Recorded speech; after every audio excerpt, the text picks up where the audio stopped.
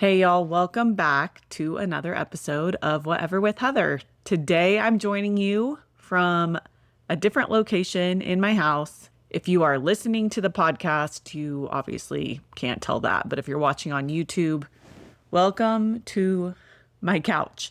I have officially been a mom now for just over 17 years. During those 17 years, there are things that I have learned and things that when I learned them, changed the way I parented. Some of these things I learned earlier, and some of these things I learned later on in parenting. But these were things that as soon as I learned them, as soon as I realized them, they changed me as a mother for the better. And I sit here now with a 17-year-old, a 14, almost 15-year-old, and an 11-year-old to say that these things that I learned have really shaped our family dynamic to where it is now. We're little. Here's what I tell past me. Number one, it's okay to do things you love. You deserve to live a life that you enjoy, that fills you up, that includes things that you love. Motherhood does not mean abandoning you. There are parts of us that shift and change and evolve as we become mothers. And evolving is good, and change can even be good. And there is some mourning that happens that we don't talk about enough. There can be a mourning of what your life looked like before, what you got to spend your time doing before, and just in general, who you were before kids. I have not met many women who, when they became a mother, didn't have some sort of profound loss at the same time as this wonderful gain in their lives. And a lot of this loss comes from so much of our time now being devoted to something else that we struggle to find ways or even struggle to feel deserving of putting things in our lives that we love. We have this new love that has come into our lives, and that should not replace the things that we also love and enjoy. Your children benefit from seeing you light up and do things that you enjoy. You deserve to enjoy your life too. You probably spend a lot of time making sure this person is happy and this person has what they need and this person's getting to do something fun. But don't lose taking care of yourself and making sure you have fun in your life. You have things you enjoy. This doesn't even have to be something big. It could just be something daily, something small, a walk, a coffee ritual where you drink your coffee, a hobby, time to read. It could even be turning on your favorite show while you fold laundry. Imagine your children going through a whole week with nothing in that week that they like or enjoy. How do you think their mental health, personality, actions, psychological health in general, how do you think that would be at the end of that week? We know it would not be good. We know they would be struggling. And yet we expect ourselves to go week after week, not doing anything we truly love and enjoy. You may say, well, I love and enjoy my kids. And if that does fill you up and fill up the bucket of you checking something off that just makes you feel alive, then by all means, let that be your thing. But for a lot of women, that is not the thing. You love your children, you enjoy your children, and you find joy and fulfillment in other things. That is okay. That is actually just fine, maybe even great. Because I'm rounding the phase where at some point, really soon, my children will be leaving. And if all of my fulfillment and joy are my children, then what will I have when they're gone? What will I have when they have created their own tribe and their own circle and their own life? You deserve to live a life you enjoy that has things that you enjoy in it that are separate from your children. This does not make you less of a mother. It just makes you a human. What hobby or activity did you give up when your kids were little?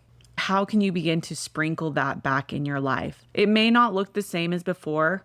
The amount of time you spend on it may not be the same as before, but how can you begin to sprinkle in things you love? When my kids were little, I found it very hard to find any time to do much of what I loved. Sometimes doing what you love means giving yourself a break.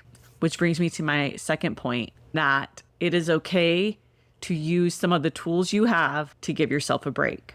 A few years ago, I had one of my friends write me. She was in the younger mom phase of parenting, and my kids were a little bit older. She wrote me and said how guilty she felt because her kids watched 2 hours of TV that day. Sometimes, she said, they even watched 2 movies a day. But she needed a break and time for herself, and she felt so badly about it. My response to her was, your children will remember very little about the day-to-day breakdown of their time spent in their childhood. What they will remember is how their childhood felt. If you as a parent are so overwhelmed and so exhausted, and all you need is some time to yourself to maybe do something you love, and that means 1 more movie for your kids or 2 more episodes of their favorite show, so that you can create time to do something you love and therefore be a more patient, happy mother who actually enjoys her life, who can bring up the vibe in her home because she gave herself time without guilt. When you talk about your own childhood to other people, you talk more about the care that was in your home, the words that were said in your home, the way your childhood felt, the way your parents made you feel, the way your siblings made you feel. You may have some stories and some anecdotes, but how you spent blocks of time in your life, those all get overridden by the overall vibe and safety and care you felt in your childhood, or the lack of safety, the lack of care, the lack of peace in your home. So if you as a mother can have your children watch a little bit more TV, and then you're able to take time for yourself to recharge or nap or do something you love, and then in turn you show up as a mother who is mentally healthier, who is more patient, who is more resilient, your children will remember how their home felt, not the screen time minutes. I remember when I realized when I was a new mom, my new daughter, first kid, I was very against TV being on in the room at any time. There will not be TV on. She's not going to look at it. And then time went on and I had another kid and a little bit more TV time. And then time went on and a third child, a little bit more TV time. And I remember mom guilt. Like you have that angel on your shoulder and the devil on your shoulder. When you become a mom, it's just like mom guilt on your shoulder, and the angel telling you you're doing a good job is quiet, and it's just the mom guilt telling you what you're doing wrong and how you're not measuring up. It makes you look at all of the stuff all over the floor that didn't get picked up and the kitchen that's a mess, even though you've been cleaning and working all day and nothing is done.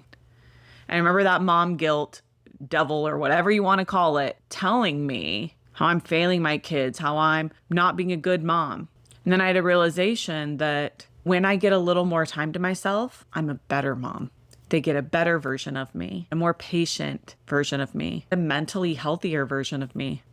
And they got to enjoy a show they liked. And yes, some days have a lot more screen time. Some days have less. That's just normal living. When I realized my children would remember how their childhood felt, because that's what I remember about my childhood. As a mom, remember that if one more show gives you the time to move your body, rest your brain, do something you love, and therefore show up as a mom who creates a better vibe in her home, it is 100% worth it. Now let's talk about number 3. This might ruffle some people's feathers, and I get that, but realize I'm coming from a place of we are all different and different things work for different people. So here we go. I became a mom in the time where gentle parenting was on an upswing, and you could Google the scripts and Google what you were supposed to say for your children. And here's the thing. Gentle parenting has its place, and so does just being real. For me, gentle parenting did not feel real to me. And for some parents, it feels real to them. And so they may not understand what it's like when you try to say things in a gentle parenting way and you feel like a complete fraud. You feel so fake. And I felt like I was building an inauthentic relationship with my kids. Gentle parenting tools are great, but life doesn't always line up so neatly. And that gets you that little guilt guy on your shoulder telling you how you're not doing it correctly. The truth is, you are human, and sometimes you're going to snap, yell, or react quickly without thinking. That's just real life. We are not perfect people. What matters is teaching how to repair by modeling repairing or acknowledging when you have snapped or yelled or reacted. Your children are going to snap, yell, and react. As a parent, if you snap, yell, or react, you can model how to move forward from that. We repair by apologizing, reconnecting, and moving forward. And what that looks like is this. When I have acted in a way I'm not proud of, I apologize. And then to reconnect with your children, you acknowledge that you are just human who also makes mistakes. And you're not proud of how you acted. And in the future, you can tell your children how you'd like to respond. You do not have to pressure yourself with the perfect script or to be so regulated all the time. Because the truth is, humans are not regulated. And the people that respond to your children are not always going to respond from a regulated place. So the times that you are not emotionally regulated is a chance for your children to learn what it's like to have someone love them and still make mistakes. Have someone that loves them not be perfectly regulated. And then they can learn by your example how to move forward from that. Most people your children encounter in life will not be emotionally regulated and respond with gentle parenting style scripts. I can think back to a couple times where I lost it, like through an adult temper tantrum. My children do remember those times. They remember them. And I'm okay with that because I quickly apologized and we moved forward. It helped them realize that I'm also human, that I'm not perfect, nor do I claim to be, that sometimes I will respond in ways I'm not proud of, and that sometimes they will do the same. And then we model how to move forward from that. And this ties into one of the biggest lessons that if I could go back and talk to younger me, I would tell myself. Number 4 is that your imperfections as a mother are a gift. By being imperfect and letting your kids see that you are imperfect, you allow them to not be perfect. Kids learn resilience by making mistakes, by not being perfect, and recovering. And the way they learn that skill is through their own practice and through the modeling of their parents. We need to model not being perfect. Our kids learn to communicate by experiencing healthy communication, and they learn how to recover from not being perfect by those around them modeling not being perfect. And the good thing is, perfection is impossible. So you are probably already modeling not being perfect. And that is a gift to your children because every time you're not perfect and you either apologize and you recover or you bounce back and find a way to move forward, you are showing your children that the person that they love most in this world, one of the people they love most in this world, is an example of resilience, is an example of falling down and getting back up. And therefore, they can do that too.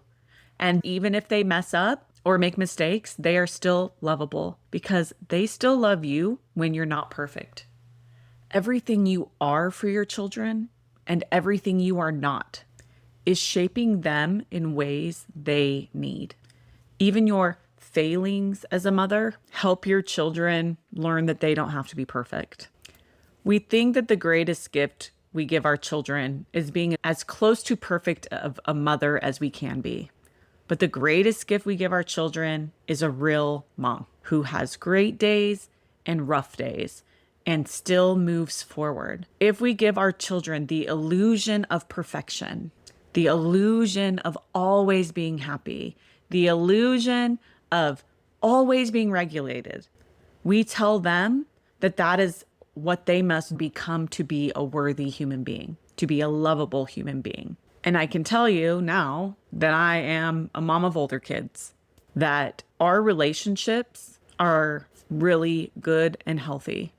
And I believe a lot of that is because I stopped trying to hold myself to a standard of perfection. I stopped letting guilt run the show as a mother. And I just started being real. I let my mistakes be my mistakes. I let my joy be my joy. Number 4 is that your imperfections are a gift. And when you zoom out on parenting, you remember you're not just raising kids, you're raising adults. Your children will have an adult relationship with you longer than a childhood relationship with you. So the number 5 thing I would remind myself or tell myself as a younger mom is that you are raising humans who will become adults. Keep the end game in mind. Resilience, kindness, patience, hard work, perseverance, confidence. Parenting isn't removing obstacles. It's preparing your children to handle obstacles. Sometimes letting them struggle is the best gift you can give them. It is hard when your child is struggling, but it is better that they struggle while you are there as support, as a cheerleader, as someone to help guide them, than down the road when you are not there. There's a couple examples here. You can think of the baby bird getting out of its shell. You are not supposed to help a chick break out of its shell because it needs that experience to build the strength it needs to survive. And although it's so cute and you just want to help, you can't. You can't because your help robs the baby chick of its ability to survive. It feels so counterintuitive as a mother. This baby is born and it needs you for everything. But then as time goes on, you have to step back and let them fail and struggle while you are there to support. I've shared this story before on a past podcast, but there came a time where one of our daughters had to learn how to cut an apple. We had given her all the tools, fingers out of the way. We gave her a sharp knife, cut straight down. As long as your fingers are out of the way, you'll be fine. And then when you turn it, now it's flat. So the first cut when you're cutting an apple is the hardest, right? Because it's kind of wobbly still. And our daughter cut herself, I believe, 3 different times. Now she can cut an apple with ease.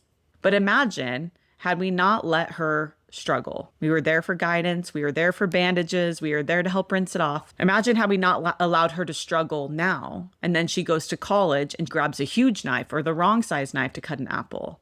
And now it's a major wound. And nobody's there to help besides some other college-age kids who don't know what they're doing either. Allow your children to struggle in the safety of the environment that you've created for them.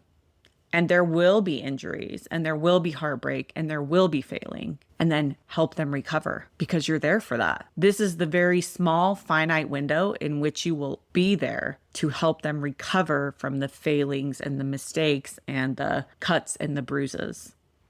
Part of raising capable adults means including them in the family team. The 6th thing I would tell myself is that your family is a team. Doing everything yourself helps no one. It just breeds burnout. Studies show that kids that have responsibility in their homes are happier. They feel more capable. And if you teach chores as early as you can, that creates confidence in your children. It creates teamwork in your home. And then for you, the mom, yourself, and for your children, it creates less stress later. So when our children were younger, I believe that the more I did for them, the more I was helping and loving them. And in the beginning of their life, yes, you do everything for your child. You have to. That is part of being a parent early on. But as time goes on, part of parenting is raising a human that can handle themselves. And that includes them gaining the skills that they need. And as a mom now of a 17-year-old, had I waited to begin to teach her these skills in high school, she would be very overwhelmed. She would have so much on her plate to learn. But we've hit the point where I can say clean the kitchen to any of my 3 children. I still have a list for them of what that entails, and they can do it pretty close to my standard or at my standard of what a clean kitchen is. Now, in the beginning, it wasn't like that. It's been this slow growth. And in the beginning, they were so slow at their chores. They were inefficient. And they were not good at any of the chores, really. And as time's gone on, they've gotten better and more efficient. So when they leave the house, they're going to be efficient at their chores. They're going to know what they're doing, and they're not going to have to waste their young adulthood trying to figure things out or just ignoring them. I am so grateful to younger me because somewhere along the line, younger me, younger mom me, realized that I could do the chores for the rest of my children's childhood, or I could begin to teach them the skills they needed so that we could be a team. And all of us have less burnout and all of us have more skills. I also don't want to discount my husband here. He contributes to the chores equally. All that said, I can tell you now that the struggle of teaching my kids to load the dishwasher and wash big dishes and do their laundry and vacuum and dust and organize and wipe down counters and clean the stove and clean the fronts of cabinets, clean their bathrooms, all of the time it took to teach each of those individual skills and the time it took for them to become good at those skills, all of that has paid off now. If one of us has a party or people coming over, we can divide and conquer, and we can do it pretty quickly. It's amazing. We have a team of 5 of us, and it's never just all on me. I'm so grateful to past me for figuring that out and being willing to put in the work to teach my kids chores, because now current me is benefiting and our whole family benefits when we are a team. And on the note of chores, the last thing I would tell myself, and I still am reminding myself this now, is that messes are forever. My children are older now, and I can tell you that messes are forever. But especially when your children are younger, it's just mess after mess, and it seems like your house will never be clean. And guess what? Besides maybe right before a birthday party where you've worked for hours and hours to get the house clean, it will probably never be clean all at one time. It's going to be very rare that your whole house is clean. So let it go. If you aim for quote unquote done, you'll always feel behind. So here's one of my strategies. Set a timer, 10, 15 minutes, clean up some mess, and then let the rest go. Because no amount of your cleaning is going to get rid of all the messes. I'm up here in this room. This room is picked up because not very many people are in this room. But there's literally an ice cream sandwich wrapper right there that someone ate and left it there. And my kids do chores. And my kids know that's not what we do. And that still happens. I mean, let's be honest, moms. How does your side of the bathroom sink look? Some of y'all might be like, it's great. And some of you might be like, oh, yeah, it's embarrassing. We are humans. We are messy. And guess what? It's okay. There's no point in you spending day after day after day to try to get your house mess-free and spotless. Just do your best and then move forward and live your life. Is it a better investment of your time to clean for 3 hours or to clean for an hour and do something you love for 30 minutes? I also do acknowledge that sometimes cleaning makes you feel really good. So that's real too. This is not an either or situation. It's understanding that nothing in parenting is perfect. Nothing in life is perfect. And messes are part of life, with kids, without kids, worse with kids, but better with kids if you can teach them chores. But messes are forever. My last piece of encouragement is this. For all my mamas out there, remember, you don't need to be a perfect mom. Your children just want you present. They care more about the vibe of their home than having a perfect home. Do things you love because you deserve to enjoy your life too. Give yourself breaks without guilt. Show your kids emotions and that you are not perfect. And when you mess up or make a mistake, show them how to repair and recover. Raise them with the end goal in mind. Future adults who are resilient, hardworking, and kind. Work together as a family team. The teamwork bonds you build now will pay off in future years. And remember, the mess will always be there, but the moments with your kids won't. You are exactly who your children need you to be. Give yourself more grace and less guilt. Give yourself time to do things you love and enjoy because you deserve to enjoy your life too. And enjoy your time as a mama and as you just being you. And I'll talk to you next week. Bye, y'all.